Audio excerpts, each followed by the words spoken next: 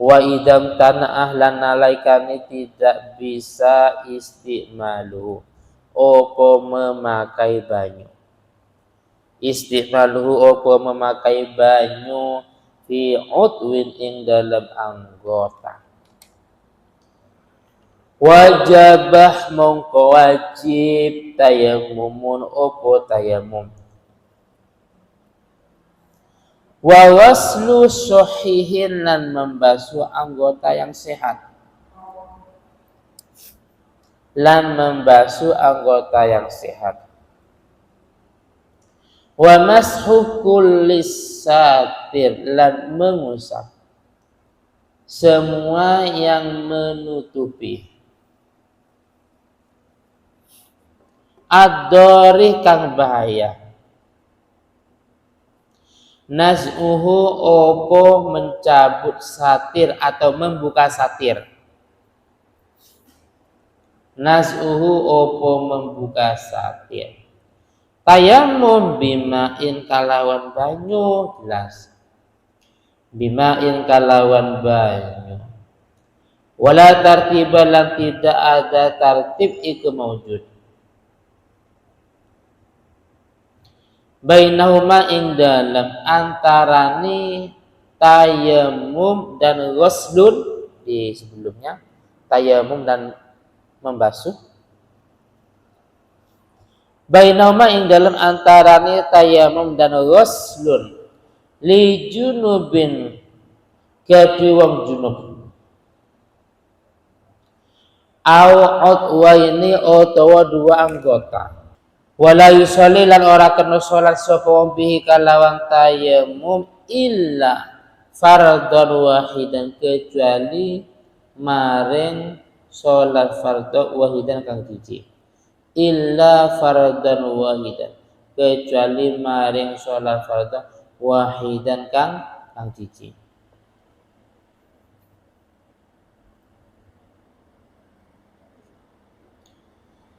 Walau nazran walaupun iku sholat fardhu nazar.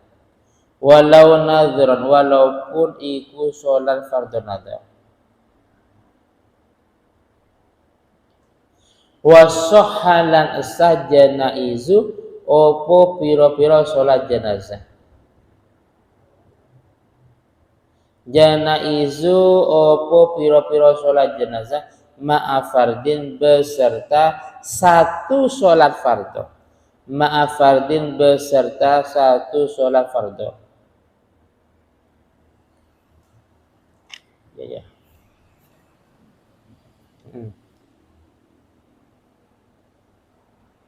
Yes, jadi gini, faya tayammama nih tadi yang dilewati. Ayyajibani paham. Mongko wajib dua tayamum. Di ananya ayyajibani alaihi.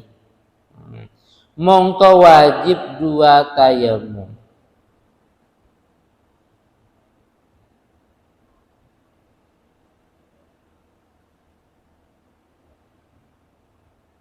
Dua kali tayamum. Mongko wajib dua kali tayamum. Ayyajibani alaihi. Yes. Sekarang menjelaskan tentang ketika orang nggak bisa memakai air di anggota-anggota wudhu yang ditentukan karena luka umpamanya, terus diperban. Terus ada pernyataan dokter tadi, Mas ini ya kalau memang tangannya tersentuh air, walaupun sedikit, maka penyakitnya akan kumat lagi, penyakitnya akan tambah parah umpamanya. Pahamnya harus ada pernyataan dari dokter. Kalau memang seperti itu maka wajib tayamum. Wajib tayamum dan membasuh anggota yang sehat. Paham ya?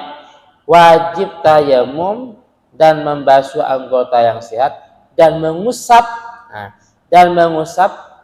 apa? Kain umpamanya yang menutupi yang seandainya dibuka itu akan bahaya. Contohnya Si A ini habis jatuh atau sejenisnya, yang penting kecelakaan. Terus ternyata di tangan kiri ini ada yang diperban sedikit. Maka caranya pertama wudhu, membasuh apa wudhu?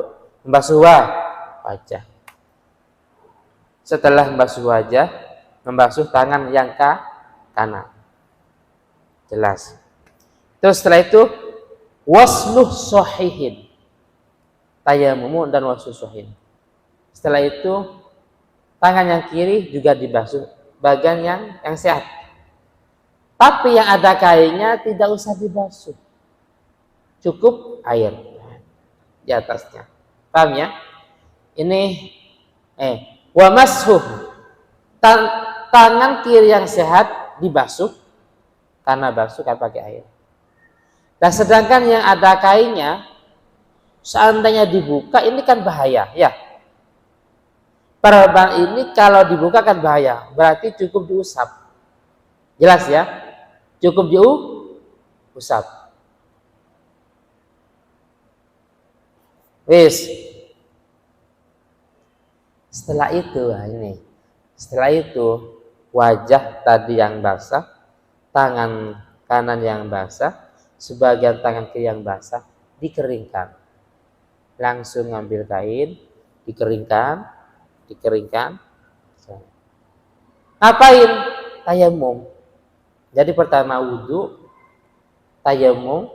Setelah tayamum melanjutkan wudhunya lagi. Paham ya? Jelas Fahri? Wudhu, membasuh wajah, tangan kanan, tangan kiri yang sehat. Yang ada perbannya cukup diusap, karena kalau dibuka bahaya. Kalau terkena air juga bahaya. Setelah itu dikeringkan. Setelah dikeringkan tayamum. Lah setelah tayamum melanjutkan wudhunya lagi. Jelas ya? Ini dalam wudhu. Tapi kalau dalam mandi besar terserah. Bisa mandi besar dulu, bisa tayamum dulu. Maka dikatakan apa? La tartibah ini. La tartibah bainahumah li junubin. Bisa tayamum dulu, bisa mandi besar yang dulu umpamanya. Ini au wa ini fayatayammamani lah ini. Saya baru menemukan praktek ini. Kalau luka itu berada di dua anggota Fahri, yang luka dua anggota, paham ya? Yang luka dua anggota. Ini penjelasannya. Awim tanah istimalu fi utwain. Maka fayatayammamani. Maka wajib dua kali tayamum. Ai alaihi.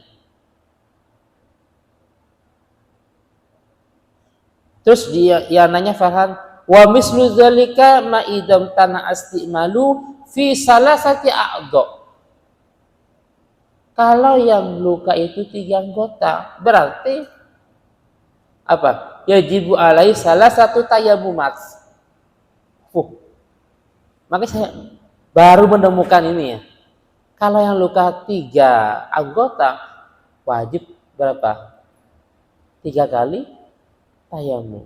Wahakadha. Dan seterusnya. Walhasil kesimpulannya, anat tayamum yata'addadu bi'adadil a'dha. Ini repot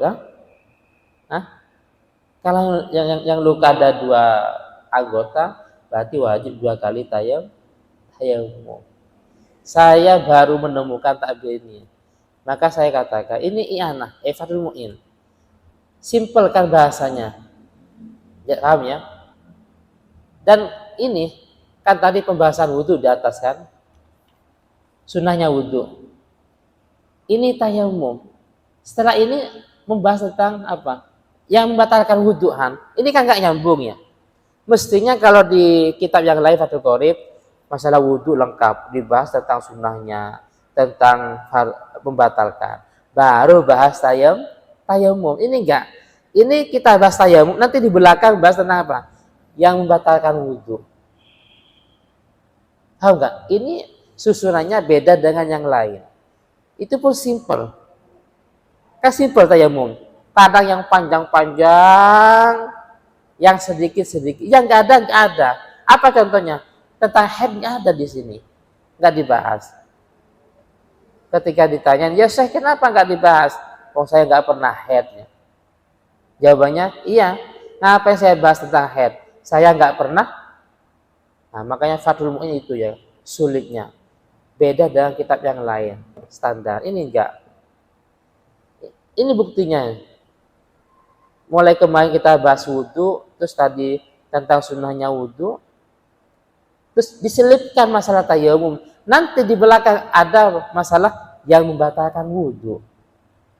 Nah, karena katanya waktu beliau mengarang kitab ini dalam keadaan jazab, nggak nyambung. Makanya kalau seandainya nggak ada i'anah, wah sulit. Maka namanya hasyiahnya i'anatu tholibin, membantu para santri. Paham ya? Ini simple. Tayamum kan sedikit kan bahasanya, nggak seperti kitab-kitab yang biasa. Jadi itulah Fathul Mu'in. Terus satu kali tayamum itu hanya bisa digunakan satu kali sholat fardhu. Ini sama dengan bahasa yang lain. Walaupun fardhu itu nazar. Jadi punya nazar kalau saya juara, bintang kelas, bintang sekolah, maka akan sholat setelah banyak 2 rakaat umpamanya. Itu wajibnya karena nazar. Karena wajib berarti satu kali tayamum. Paham ya? Satu kali tayamum. Nanti kalau mau sholat duhur ya tayamum lagi. Dan satu kali tayamum digunakan untuk satu kali sholat fardhu beserta beberapa sholat jenazah. Jadi setelah Isya umpamanya, setelah Isya ada pelaksanaan sholat jenazah.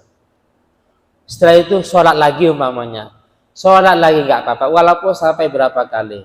Yang penting satu kali sholat fardhu.